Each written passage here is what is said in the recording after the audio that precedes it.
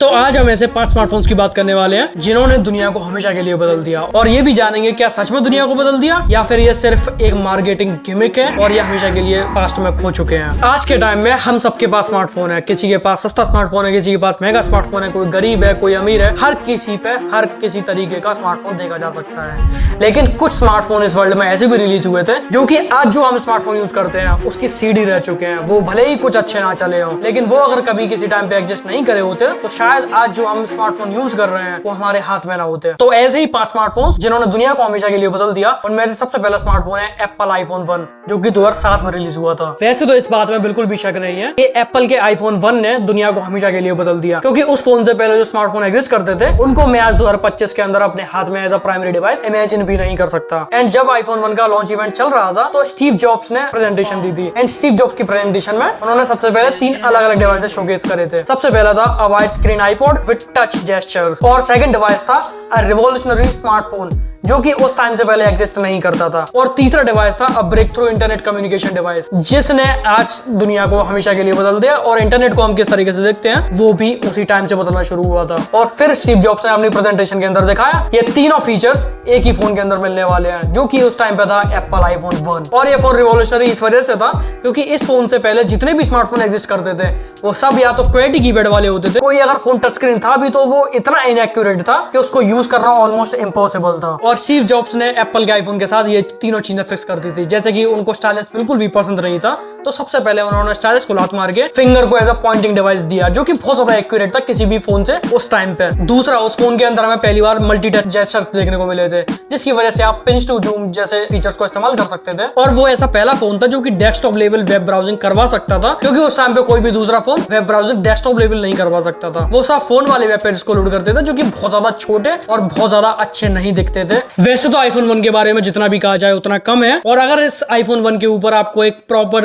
Video चाहिए तो आप मेरे को कमेंट्स में बताओ, मैं उसको कुछ दिन के अंदर ही रिलीज कर दूंगा। दूसरा फोन जो कि इस लिस्ट में आता है वो है HTC ड्रीम, जो कि 2008 में आया था, और कुछ लोग तो इसको दुनिया का सबसे पहला एंड्रॉइड फोन भी कहते हैं, जो कि बात कहीं ना कहीं सच भी है। HTC उस टाइम पे बहुत बड़ा प्लेयर हुआ करता था, तो गूगल और HTC दोनों कुछ ना कुछ प्लान कर रहे थे और एक एंड्रॉइड के साथ फोन रिलीज करने का सोच रहे थे। इनिशियली ये फोन एक क्वालिटी कीपैड के साथ होने वाला था और एंड्रॉइड के साथ होने वाला था, जो कि मैं सच बताऊं तो इमेजिन भी नहीं कर सकता। लेकिन जब उन्होंने आईफोन के सक्सेस को देखा तो वो समझ गए कि फ्यूचर आईफोन जैसे फोन्स का ही है, क्वालिटी कीपैड का टाइम अब खत्म हो चुका है, और एक कीपैड वाले फोन को रिलीज करने का आइडिया को कंप्लीटली स्क्रैप कर दिया गया और फिर एक टच स्क्रीन फोन को ही बनाने का सोचा गया, और HTC ड्रीम बना, जो कि दुनिया का सबसे पहला एंड्रॉइड स्मार्टफोन था। और ये फोन सच में देखा जाए तो सरप्राइजिंगली एप्पल के आईफोन के तो आसपास भी नहीं दिखता, क्योंकि सबसे बड़ी दिक्कत इस फोन के अंदर है बटन्स। इस फोन के अंदर दुनिया भर के बटन्स है। इस फोन के अंदर एक क्वालिटी कीपैड देखने को मिलता है जो स्क्रीन को ऊपर करके नोकिया के फोन की तरह खुलता था। एंड सच बताऊं आईफोन को देखने के बाद तो ये कहीं से भी अपीलिंग नहीं लगता, लेकिन यही फोन एंड्रॉइड स्मार्टफोन्स की सबसे पहली सीढ़ी है, और ये अगर कभी लॉन्च नहीं हुआ होता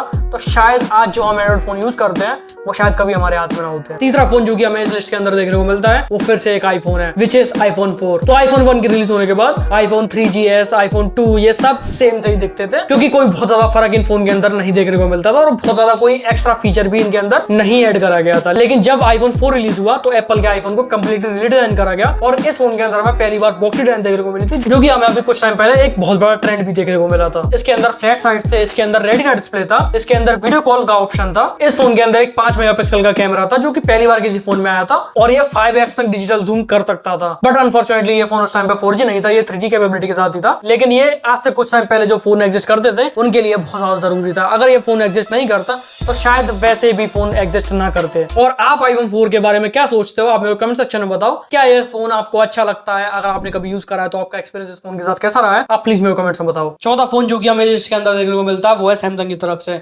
अब वर्ल्ड चेंज करने वाले फोन की बात हो रही है और सैमसंग की बात ना हो, ऐसा कैसे हो सकता है? तो इस फोन का नाम है सैमसंग गैलेक्सी नोट 1, जो कि 2011 में रिलीज हुआ था, और ये फोन एग्जिस्ट नहीं करता तो शायद इतनी बड़ी स्क्रीन वाले फोन जो हमें अभी के टाइम पे देखने को मिलते हैं वो शायद कभी ना देखने को मिलते हैं। 2011 में जो भी फोन एग्जिस्ट करते थे वो सब मोस्टली 4 इंच के आसपास के ही हुआ करते थे, और लोग एक बड़े स्क्रीन को क्रेव करते थे। तो इस प्रॉब्लम को सॉल्व करने के लिए सैमसंग ने रिलीज कर सैमसंग गैलेक्सी नोट, जो कि एक स्टाइलिश के साथ भी आता था, जो कि किसी टाइम पे स्टीव जॉब्स ने बहुत अच्छी तरह से निकाल दिया गया था कि उन्हें फोन में स्टाइलिश बिल्कुल भी नहीं पसंद, क्योंकि ये खो जाते हैं और इनको as a pointing device use नहीं करना चाहिए। लेकिन गैलेक्सी नोट में इसको वापस लाया गया, और जो भी प्रोफेशनल इसको यूज करते हैं उनके लिए ये बहुत काम की चीज है भी। इसके अंदर एक 5 इंच का डिस्प्ले देखने को मिला था, जो कि उस टाइम पे किसी भी फोन से बहुत ज्यादा बड़ा था, और ये फोन को उस टाइम पे फैबलेट भी बोला जाता था, जो कि एक फोन और टैबलेट का मिक्सचर बोला जा सकता है। अगर मान लो कभी कभी सैमसंग गैलेक्सी नोट रिलीज ना हुआ होता तो आज सैमसंग के फ्लैगशिप फोन्स को जो कि स्टाइल्स के साथ आते हैं और बहुत ज्यादा अच्छे फोन हो चुके हैं, उनको मैं इमेजिन भी नहीं कर सकता, क्योंकि वो फिर एक नॉर्मल वन प्लस शाओमी किसी का फोन लगता, जो कि सैमसंग के केस में बिल्कुल भी नहीं है। और सैमसंग के फोन इसी वजह से स्टैंड आउट भी करते हैं। और आप गैलेक्सी नोट सीरीज के बारे में क्या सोचते हैं वो भी आप कमेंट सेक्शन में बताओ। पांचवा फोन जो कि इस लिस्ट के अंदर एग्जिस्ट करता है वो है आईफोन एक्स। और फिर से एक आईफोन। आप सोच रहे हो कि आईफोन एक्स में ऐसा क्या ना आया था, तो आइए इसकी स्टोरी भी शुरू से शुरू करते हैं जहां पे हमने छोड़ी थी। तो जैसे कि आईफोन 4 ने फोन्स को कंप्लीटली रीडिजाइन कर दिया था और अच्छे फोन कैसे दिखने चाहिए वो भी दूसरी कंपनीज को बताया था, लेकिन उसके बाद नए नए आईफोन आते गए, लेकिन कुछ ऐसा मेजर रीडिजाइन उनके अंदर नहीं देखने को मिला। और कुछ भी नया ऐसा नहीं था, वो पतले होते गए, वो बड़े होते गए, लेकिन कुछ भी अलग नहीं था। वो पुराने आईफोन 4 की तरह ही कहीं ना कहीं दिखते थे। लेकिन जब आईफोन एक्स रिलीज हुआ तो उस जैसा फोन 2017 के आसपास कोई भी एग्जिस्ट नहीं करता था। उतना